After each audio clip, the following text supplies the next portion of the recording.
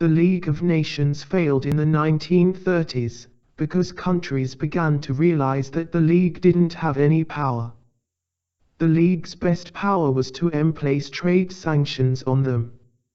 One of the League's major failures was when Japan invaded Manchuria. Japan invaded Manchuria because in September 1931 an explosion on the Japanese-owned South Manchurian railway.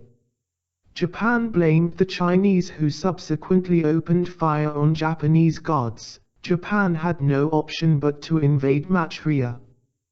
The League dealt with Japan first by sending Lord Lytton to gather information and report what happened. The members of the League agreed that Japan was at fault and condemned them. The League instructed Japanese forces to withdraw, but they ignored them. Also, Japan left the League. This exposed the League as powerless to deal with major powers. This was really the League's first major failure in the 1930s. If the economic sanctions did not work, military force was the next option.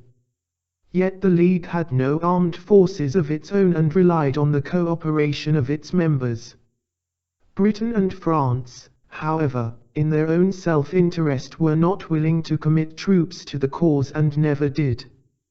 Decisions were very slow. When a crisis occurred, the League was supposed to act quickly. However, in many cases the League didn't meet frequently enough, and when they did, they often took too long to make decisions. You can see this as when Japan invaded Manchuria, the League took 7 months to send Lord Lytton to start an inquiry.